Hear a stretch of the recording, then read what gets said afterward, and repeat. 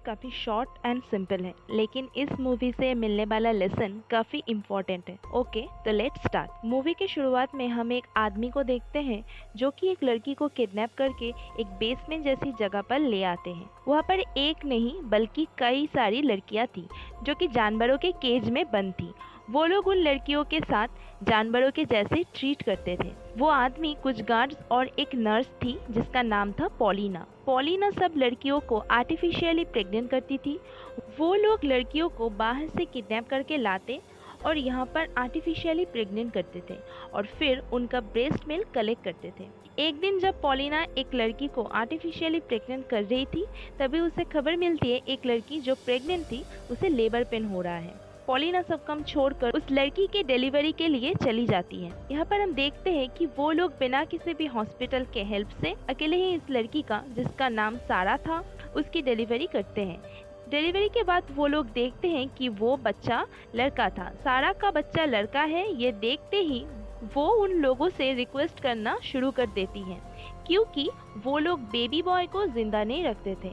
सारा के काफ़ी रिक्वेस्ट करने के बाद भी वो लोग उसकी एक नहीं सुनते और वहीं पर खड़ा एक गार्ड उस न्यूबॉर्न बेबी को मार डालता है और डस्टबिन में फेंक देता है। ये सीन देखकर वो सारी लड़कियां काफ़ी घबरा जाती है और रोने लगती है, स्पेशली वो लोग जो नए किडनैप होके आई थी। कुछ लड़कियां सारा को दिलासा देने की कोशिश करती है, लेकिन सारा काफ़ी दुखी होती है और सिर्फ रोए जा रही थी।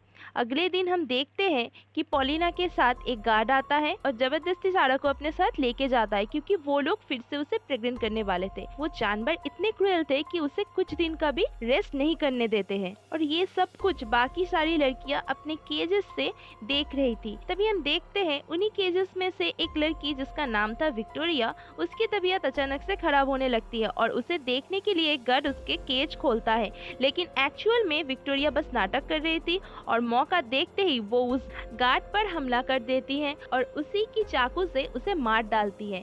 उस गार्ड को मरता हुआ देखकर बाकी सारी लड़कियां काफी खुश हो जाती है। तभी विक्टोरिया उस कमरे से बाहर निकलने की कोशिश करती है, लेकिन वहीं पर एक गार्ड आ जाता है। थैंकफुली वो गार्ड विक्टोरिया को नहीं देखता है और मौका देखते ही फायदा उठाते हुए विक्टोरिया उसे भी मार डालती है। फिर विक्टोरिया वहां से भागकर निकल जाती है। बाहर जाते ही उसे कमरे से कुछ आवाज़ें आती है। जब वो झांककर देखती है वो काफ़ी डर जाती है क्योंकि वहाँ पर एक गार्ड एक लड़की को ड्रिल मशीन के ज़रिए मार रहा था क्योंकि वो लड़की और मिल्क प्रोड्यूस नहीं कर पा रही थी। कॉज कई बार प्रेग्नेंट होने के कारण उसकी ब्रेस्ट मिल्क प्रोड्यूस करने की क्षमता खत्म हो गई थी एंड दैट्स वाई वो लड़की उनके लिए बेकार हो गई थी। इस इंसिडेंट से विक्टोरिया काफ़ी घबरा जाती है और वहाँ से चली जाती है और बस यहाँ से भागने का रास्ता ढूंढती है। तभी जाते जाते वो एक रूम में जाकर देखती है कि वहाँ पर काफ़ी सारी प्रेग्नेंट लड़कियों का मशीन के ज़रिए ब्रेस्ट मिल्क निकाला जा रहा है। उससे ये बात तो साबित हो ही जाती है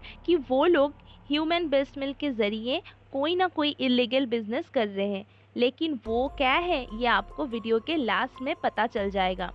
एंड इसी वजह से वो लोग हमेशा बेबी बॉयज़ को मार डालते थे और बेबी गर्ल्स को अपने पास रख लेते थे ताकि बड़े होकर उन लड़कियों के ज़रिए वो लोग अपना बिजनेस चला सके। अब विक्टोरिया एक गार्ड से बचते बचते अचानक एक रूम में पहुंच जाती है जहां पर वो सारा से मिलती है जो कि एक गार्ड को मारकर चुपचाप साइड में बैठी हुई थी।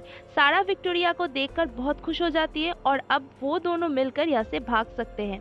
तभी हम देखते हैं कि कमरे में पॉलिना आती है, बट पॉलिना को इन सारी इंसिडेंट का पता नहीं था, इसलिए वो काफ़ी रिलैक्सली कमरे में अंदर आती है। पॉलिना के कमरे में अंदर आते ही वो दोनों उसके ऊपर हमला कर देते हैं और ज़बरदस्ती उसका मुंह खोल के उसकी जीभ काट लेते हैं। फिर वो दोनों अपना बदला लेते हुए पॉलिना को उसी केजेस में डाल देते हैं और वहाँ से बाहर निकलने की कोशिश करते हैं। इसके बाद वो लोग घर से बचते हुए वहाँ से निकल जाती है। उसके बाद वहाँ पर मूवी में क्या हुआ ये तो नहीं दिखाया गया, मतलब कि विक्टोरिया और सारा ने भागने के बाद पुलिस की मदद लेकर अपनी बाकी दोस्तों को बचाया या नहीं ये हमें नहीं दिखाया गया। लेकिन हाँ, लास्ट सीन में एक टीवी ऐड दिखाया जाता है जहाँ पर एक मॉडल फेशियल क्रीम का ऐड कर रही थी और इस क्रीम का नाम था द मिल्क ऑफ लाइफ। जी हाँ दोस्तों, अब तो आप लोग समझ ही सकते हैं कि उस ब्रेस्ट मिल्क का वो लोग क्या बिजनेस करते थे एंड यहीं पर ये मूवी एंड हो जाती है। आई नो आप लोग ये सोच रहे होंगे कितनी गंदी मूवी है, कैसे कोई एक इंसान के साथ ऐसा कर सकता है, लेकिन ध्यान से सोचिए, इट्स नॉट न्यू थिंग, क्योंकि हम ऐसे रोज़ करते हैं। दुनिया के हर कंट्री में ऐसा होता है। डिफरेंस यही है कि हम इंसानों के साथ नहीं, एनिमल्स के साथ नाइंसाफ़ी करते हैं। हर साल दुनिया के हर जगह में कितने गाय और बकरियों को हम ज़बरदस्ती किडनैप करते हैं और उनके बच्चों का खाना हम खा जाते हैं। अब इस बात से आप लोग कितने सहमत हैं, मुझे कमेंट करके ज़रूर बताइएगा।